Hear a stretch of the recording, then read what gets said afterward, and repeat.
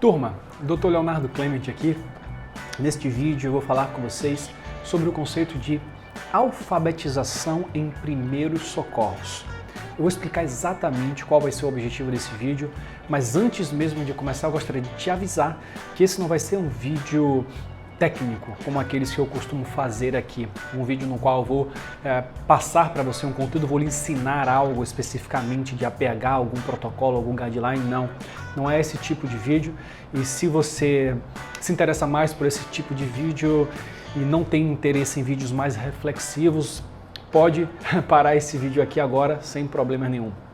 Mas se você decidir continuar, esse é um assunto, talvez um dos vídeos mais importantes, a meu ver, que eu já gravei aqui para o nosso canal do YouTube. Vou te explicar aqui o que é que eu vou te mostrar nesse vídeo. Eu vou te ensinar aqui, na verdade, quais são os assuntos de primeiros socorros que você precisa estudar, dominar. E são esses mesmos assuntos que você vai precisar ensinar, caso você queira, para a população lá fora, para os leigos. O tema desse vídeo é falar sobre a alfabetização da população em primeiros socorros. Esse foi um tema, na verdade, que aconteceu no último evento que eu fui semana passada. Não sei se vocês acompanharam pelo Stories em nosso Instagram. Teve um evento do lançamento do Centro de Medicina Baseada em Evidências da Escola Baiana de Medicina e Saúde Pública. E uma das palestras desse evento falou sobre a alfabetização da população no que diz respeito ao aspecto científico, ou seja, alfabetizar a população para o pensamento científico. Essa foi a discussão que teve lá. E uma das mensagens principais que surgiram desta discussão foi justamente, antes de pensarmos em alfabetizar a população, talvez devêssemos pensar em alfabetizar nossos próprios profissionais de saúde, médicos, enfermeiros, técnicos de enfermagem, odontólogos, fisioterapeutas e todos os demais profissionais de saúde que eu não citei aqui.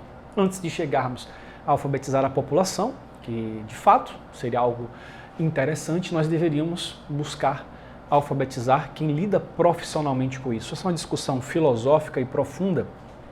E eu aproveitei esse tema para trazer aqui para a nossa discussão a questão da alfabetização em primeiros socorros. Vou dizer o que seria, ao meu ver, uma alfabetização em primeiros socorros e vou falar sobre possíveis estratégias para conseguirmos alfabetizar os nossos profissionais de saúde em primeiros socorros, coisa que é óbvio que está longe de acontecer. Existem profissionais não somente alfabetizados, mas com um nível avançado, aprofundado na área de primeiros socorros, de urgências e emergências extra-hospitalares, mas existe uma grande parcela de profissionais que obviamente não saberiam o que fazer diante de uma situação, por mais simples que fosse, envolvendo uma urgência e emergência. Existe.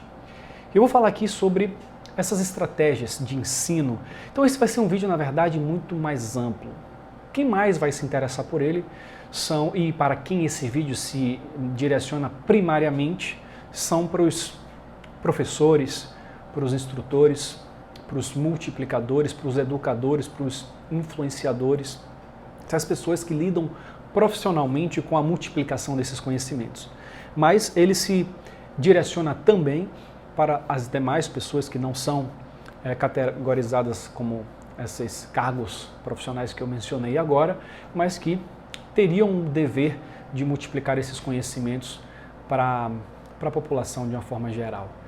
Então, até antes de começar o vídeo, lembrando aí para você verificar sua inscrição aqui no nosso canal, verifique se o seu sininho das notificações está também ativado para você ser avisado toda vez que a gente receber um vídeo. Se você gostar, lembre-se de deixar aí o clique no gostei, isso ajuda muito o nosso canal aí a divulgar esse vídeo para mais pessoas e que mais colegas possam alcançar isso aqui. Bom, o que seria a alfabetização em primeiros socorros?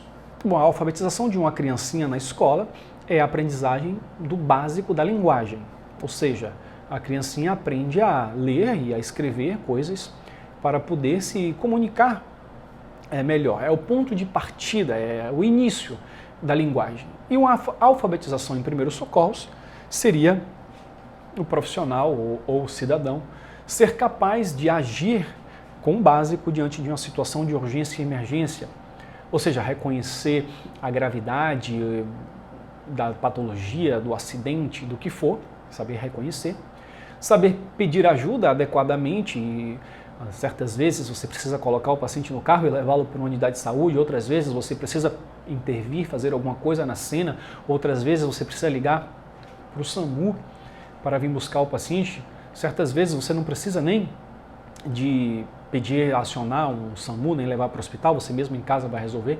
Isso vai depender da situação, da gravidade, alguns fatores vão interferir nisso.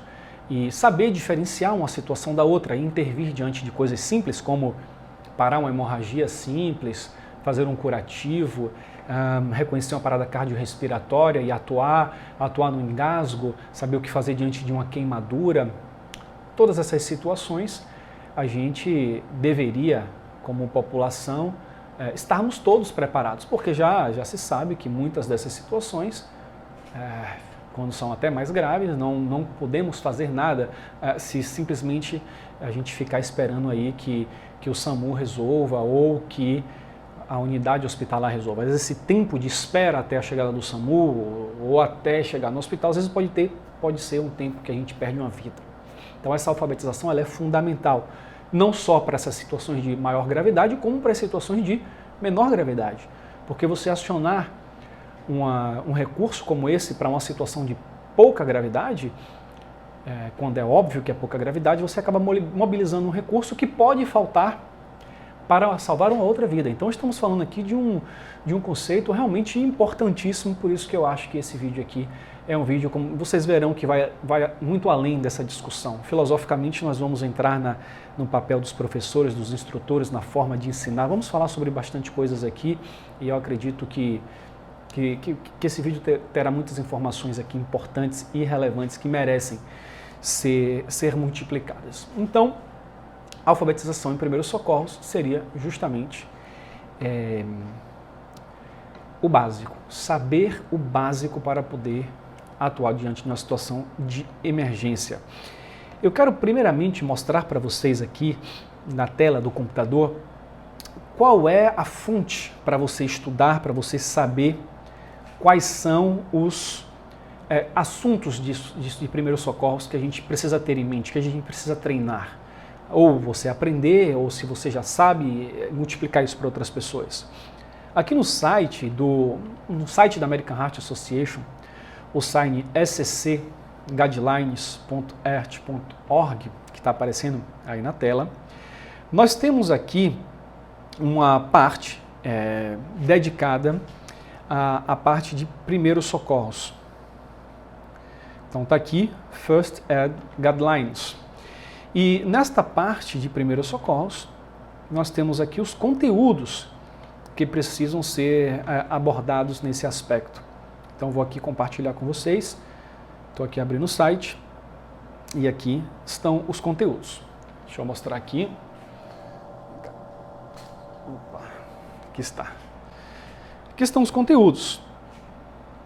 Então nós temos pedido de ajuda, nós temos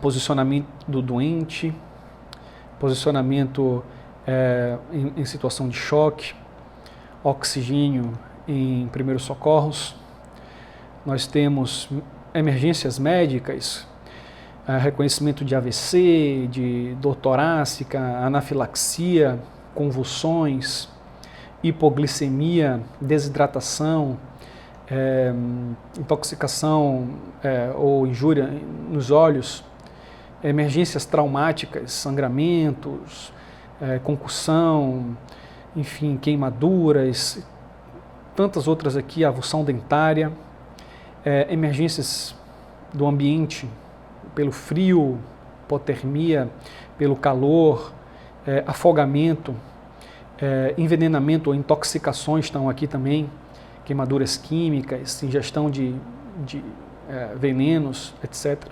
Então aqui vocês têm nesse site que está aí, o SCC Guidelines. Uma vez que você acessa aqui o SCC Guidelines, vou te mostrar aqui como se dá SCC Guidelines. Então, entrando aqui, nessa lateralzinha, aqui embaixo tem First Ed Guidelines. E aqui, o First Ed, nós conseguimos entrar em todos esses assuntos, que são os assuntos, voltando aqui, que a American Heart Association, consideram ser os mais importantes, que todo profissional deveria ter no mínimo uma alfabetização, para aí sim a gente pensar na alfabetização da população. Óbvio que a gente não precisa esperar que todos os profissionais estejam alfabetizados nisso, para que a gente comece a alfabetizar a população. É uma coisa que é feita de forma concomitante, mas temos que ter em mente que é importante nos alfabetizarmos nisso também. Agora entra uma discussão, que é uma discussão delicada, filosófica, e de algo que tem me interpelado muito, tanto na academia, durante meu período de faculdade, quanto no meu período já formado, quando eu participo de certos eventos, workshops, principalmente congressos, simpósios. Uma coisa que eu percebo que acontece em palestras, você vai poder me confirmar se isso já aconteceu com vocês, pode até deixar aqui um comentário, que certos expositores, palestrantes, professores, instrutores vão dar uma aula, mas com a intenção de mostrar que detêm um conhecimento, mas por uma questão de ego, olha, eu estudei muito, eu sei muito, eu domino, eu quero que você me admire, mas não existe preocupação com quem está ali do outro lado assistindo. Tanto que eu já saí muitas vezes desmotivado de um evento, de uma palestra, por me sentir um ignorante, porque o palestrante fez uma exposição de um assunto no qual eu não entendi absolutamente nada.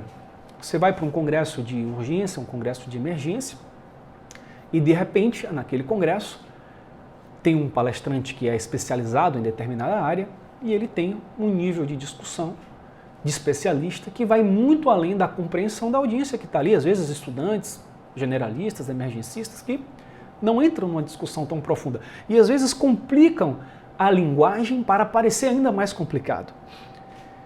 Eu fiquei muito feliz nesse último final de semana, eu estive participando do 3º Congresso Norte-Nordeste de Urgência e Emergência, realizado pela Prime em Salvador, pela empresa Prime, e eu tive a felicidade de participar, de ver as palestras dos meus colegas e perceber que, incrível, mas em todos os palestrantes havia ali uma preocupação imensa em passar aquele assunto de uma forma simples, descomplicada, que toda a audiência pudesse ali absorver aqueles conteúdos, pudessem se motivar e sentir vontade de sair dali e buscar mais conteúdos.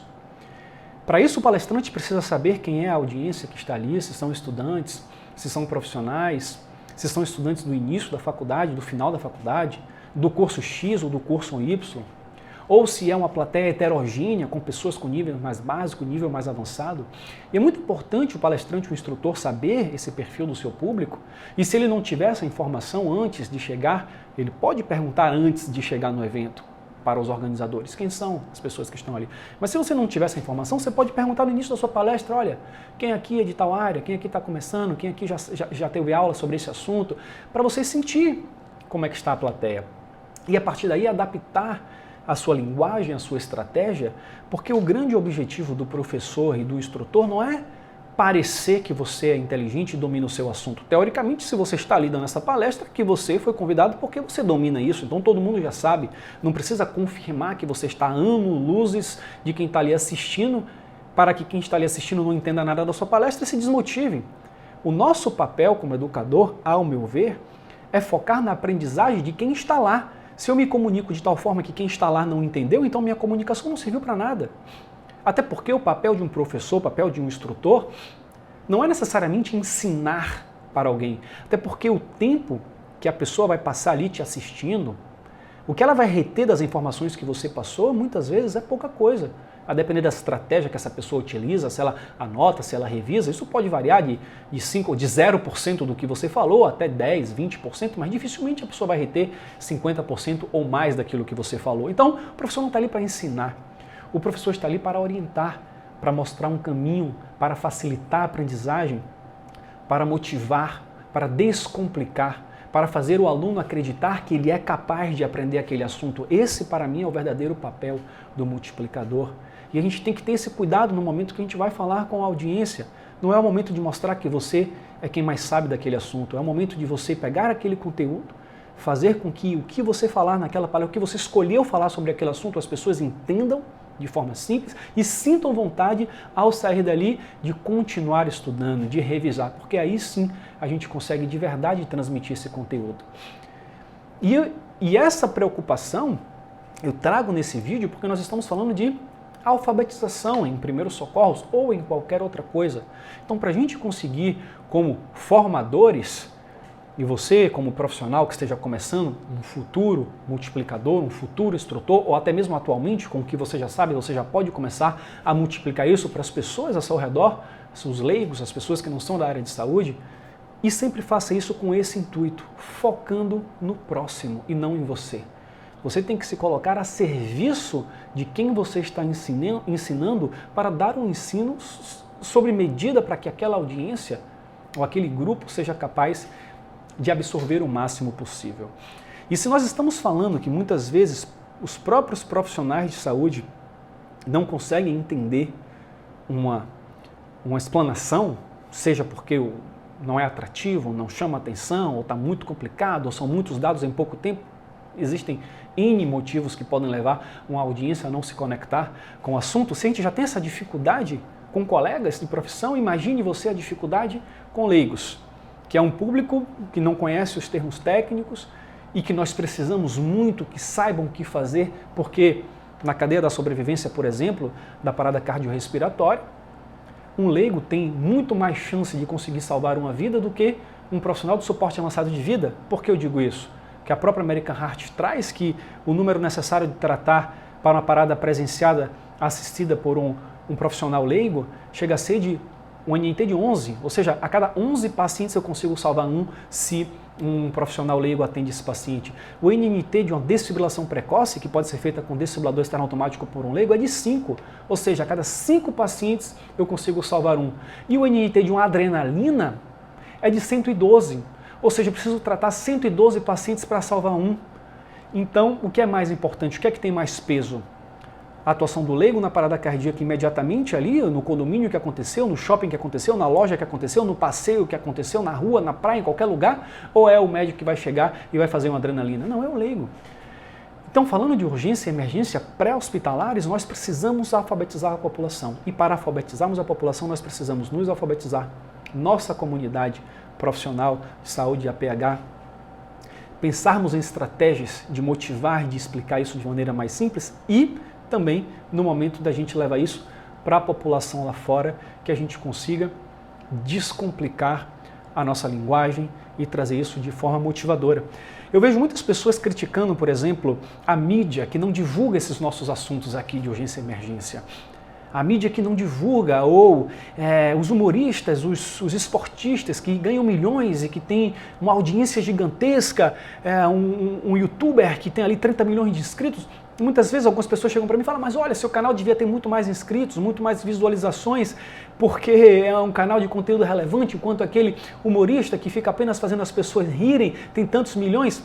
Esse discurso é completamente sem lógica. O humorista que está ali fazendo um trabalho maravilhoso, inspirando as pessoas, divertindo as pessoas, curando as pessoas da tristeza, da depressão, da infelicidade, nem que seja por um período, por um momento, ele está conseguindo aquela audiência por merecimento, porque a pessoa escolheu assistir. A mídia que coloca um conteúdo como esse, até mesmo um conteúdo sensacionalista, está colocando aquele conteúdo porque as pessoas querem assistir esse tipo de conteúdo. E ela precisa colocar esse tipo de conteúdo porque ela vive da audiência.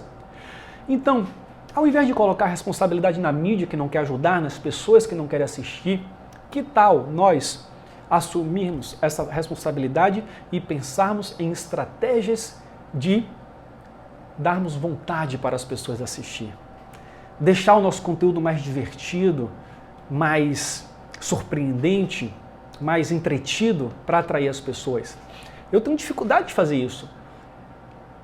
Eu sou muito sério nos meus vídeos, eu simplesmente passo um conteúdo, eu sinto vontade de conseguir fazer isso de uma maneira muito mais habilidosa para atrair mais pessoas para um conteúdo que eu julgo importante. Eu busco aprender com quem consegue fazer isso, com os artistas, certos colegas que trabalham multiplicando coisas seríssimas, mas conseguem fazer de uma maneira que atrai atenção. Então essa é nossa responsabilidade. Eu estou buscando melhorar nisso, estou falando uma coisa aqui, não é porque eu sei fazer certo, não, é porque eu quero chamar a atenção para a nossa comunidade, que se a gente quiser alfabetizar a população em primeiros socorros, em urgências e emergências, se a gente quer alfabetizar os profissionais de saúde, se a gente quer conseguir capacitar a nossa comunidade acadêmica, profissional, leigos, a gente precisa encontrar estratégias para multiplicar esses conteúdos, de forma que as pessoas tenham interesse em assistir, e uma vez que elas deram o interesse, lhe deram a oportunidade, que a gente saiba apresentar isso de forma didática, descomplicada, com foco na aprendizagem do aluno. Então esse foi um vídeo bastante filosófico, eu reconheço, pretendo trazer mais vídeos desse tipo aqui no canal para colocar minha opinião sobre certas coisas que eu julgo importante. E se você está aqui depois de 20 minutos de vídeo, eu te agradeço por ter me dado a sua atenção. Conto com a sua parceria para a gente multiplicar, para a gente pensar sobre isso. Eu quero ouvir sua opinião também aqui. Coloca nos comentários aqui a sua opinião, seu comentário. Contribua mais com esse assunto para a gente ajudar a amadurecer esse raciocínio. Não estou querendo dizer que o meu raciocínio aqui está certo, não. Longe disso. É apenas a minha opinião que eu estou expondo para um assunto que eu acho muito importante. Mas a gente perde oportunidades de mudar uma vida, de inspirar uma pessoa, de motivar alguém, porque a gente coloca o foco no lugar errado. Ao invés de colocar o foco no aluno, a gente mantém um foco em nosso ego e isso pode ser um erro fatal. Então é isso aí. Lembrando para você aí se inscrever no nosso canal do IBRAP, clicar no sininho, ativando as notificações. Deixa aí o seu gostei, se você gostou desse bate-papo aqui, e a gente se vê no próximo vídeo. Um grande abraço. Tchau, tchau.